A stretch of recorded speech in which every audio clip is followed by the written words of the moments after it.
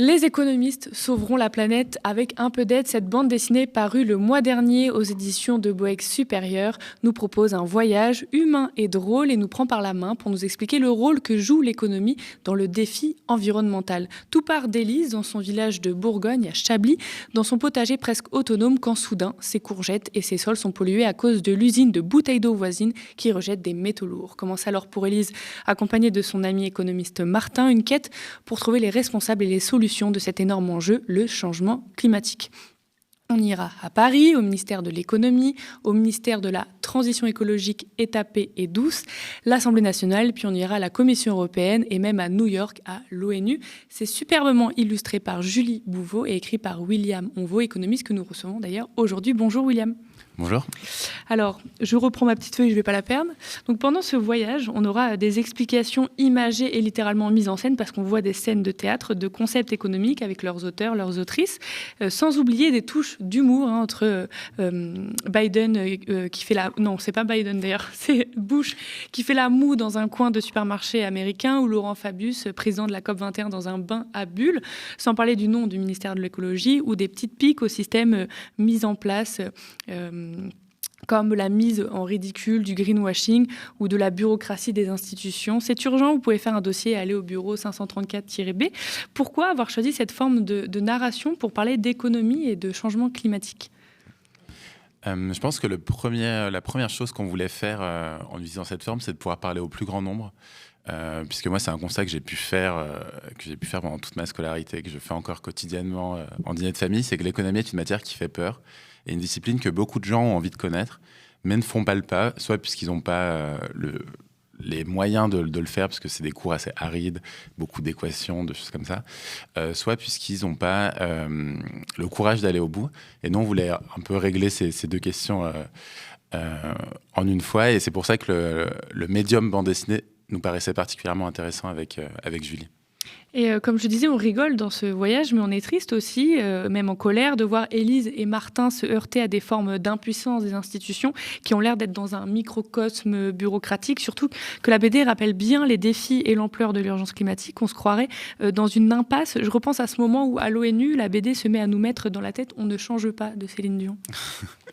Oui, effectivement, un constat peut-être qui a conduit aussi à écrire cette BD, c'est qu'on est dans une phase un peu bizarre où l'environnement semble un peu partout, dans un vernis presque communicationnel. Et dans le même temps, quand on essaye de regarder, de décortiquer de manière un peu plus précise les mesures effectives qui ont été mises en œuvre, on a un immense décalage entre l'urgence climatique et la réalité des mesures, au moins économiques, qui sont mises en œuvre. À tel point qu'on se demande si la solution ne peut pas être qu'individuelle. C'est aussi une question qu'on explore dans le livre. Et on essaye de voir comment les relais habituels ou habituellement présentés peuvent ou ne peuvent pas remplir leur rôle.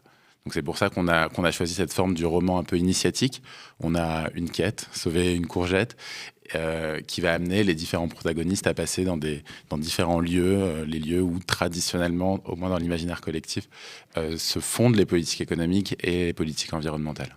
Et là, vous découvrez du coup que des fois, il peut y avoir des choses qui avancent, c'est montré, et aussi se heurter à des murs, en fait. Voilà, effectivement. Peut-être un chiffre pour bien illustrer du côté économique le décalage qu'il peut y avoir entre le ressenti et la réalité.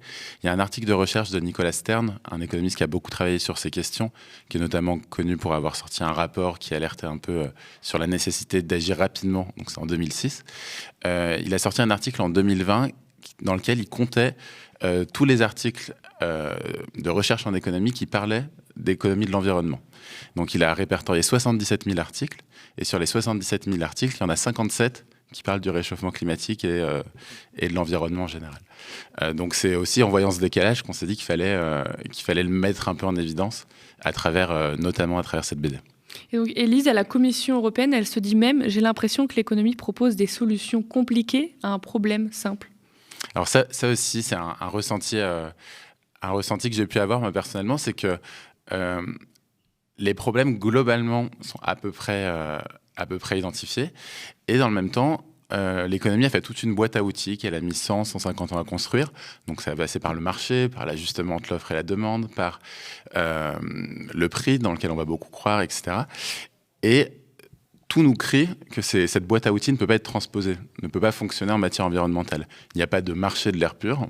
Alors, on peut essayer d'en créer comme ce qu'on a fait avec le marché du carbone. Il n'y a pas de prix pour la biodiversité. Il y a des actions qui sont irréversibles, alors qu'on suppose toujours dans les modèles qu'elles sont réversibles. Si on détruit une espèce vivante, et donc ça fait penser à l'entretien précédent sur les océans, si on détruit des choses qu'on ne connaît même pas, ça c'est un coût qu'on va supporter, mais on ne sait même pas qu'on supporte ce coût-là. Donc cette boîte à outils que l'économie a mis longtemps à créer, il faut aussi accepter qu'elle n'est pas forcément réutilisable pour des questions qui sont des questions nouvelles sans l'être, ou au moins la prise de conscience est nouvelle, et qui sont inédites à bien des égards. Et donc ça nécessite soit de repenser une partie de l'économie, soit de la faire évoluer, mais de manière un peu plus rapide.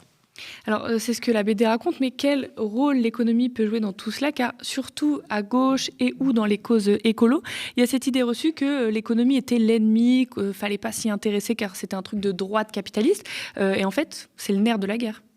Oui, complètement, c'est le nerf de la guerre. La plupart des sujets importants aujourd'hui, les sujets inégalités, les sujets environnementaux, les sujets d'investissement, donc de rapport avec les générations futures, sont des sujets qui sont inévitablement qu'on ne peut traiter que à travers le prisme économique, puisque l'économie est présente sur toute la chaîne. Donc ça va du financement, du déploiement de la mesure, à même l'après et la gestion. Donc je pense que c'est vraiment des questions qui sont incontournables. C'est des questions auxquelles il faut s'intéresser. Et c'est le nerf de la guerre, et c'est le lien souvent entre plein de questions qui peuvent paraître à premier abord, à première vue, assez éloignées. Et vous dites que les économistes sauveront la planète, mais avec un peu d'aide. Qu'est-ce que ça veut dire? Alors ça, on a eu beaucoup de débats sur le titre, mais on a gardé ça avec un peu d'aide qui nous semble essentiel. C'est pour montrer aussi que l'économie, historiquement, a une tentation assez impérialiste. Elle est allée dans tous les domaines. On est allé dans l'économie du droit, on est allé avec un prix Nobel d'économie jusqu'à la cellule du couple pour aller voir pourquoi on était en couple dans les sociétés. Donc il y a cette tension impérialiste de l'économie. Et aujourd'hui, en matière environnementale, l'économie ne peut pas aller conquérir cette nouvelle discipline, ce nouveau champ, avec les outils dont elle dispose. Donc pour ça, elle va avoir besoin de l'aide.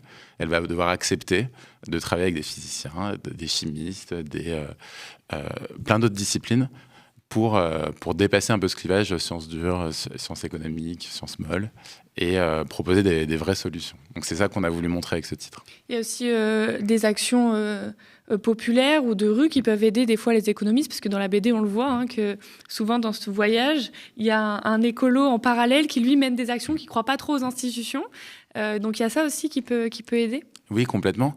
Complètement, c'est un volet très important et, à mon avis, essentiel. Et d'autant plus essentiel qu'on est dans une situation d'urgence. Donc, il est important d'activer tous les relais qui sont à disposition pour accélérer cette prise de conscience et accélérer la mise en œuvre, sans que ce soit possible, de mesures pour accélérer cette transition au maximum. Et dans la BD, vous allez même dire un mot un peu interdit en économie. Vous parlez de décroissance avec cette fameuse limite de la croissance. Alors, quand on a fait de l'éco, on en a un peu marre de souper du... Mais quand on ne connaît pas, c'est bien de refaire une étape dessus. Donc, est-ce que vous pouvez nous décrire un peu ça ? Effectivement, donc c'est un concept qui aujourd'hui est difficilement contournable en économie, qui est important, qui en réalité n'est pas nouveau, qui remonte aux années 60, où Georges Escurogen, un économiste, un médecin également économiste, a montré de manière mathématique, en démonstration assez simple, que les modèles économiques raisonnaient en vase clos, en supposant que les ressources étaient illimitées. Donc cette hypothèse étant fausse, il faut repenser une partie des modèles qu'on utilise. Et la décroissance, c'est un courant, une manière de montrer que l'économie est confrontée à ses limites physiques, et donc de proposer une nouvelle voie pour concilier des ressources limitées, des besoins illimités, et sans ponctionner, comme on le fait, la planète au risque de la détruire. Donc vous présentez les limites de la croissance dans cette BD-là aussi, quoi. Complètement, c'est quelque chose qu'on explore de manière explicite quand on parle de la décroissance, mais qu'on explore en réalité en continu, en regardant un peu ce qui se passe en fond sur les cases, en regardant des petits indices qu'on a disséminés à droite, à gauche. Donc c'est une BD qu'il faut lire et qu'il faut relire pour bien tout voir. Alors je spoil pas la dernière phrase de la BD, mais ça termine quand même sur une note d'espoir. Vous n'êtes pas trop défaitiste dans cette histoire?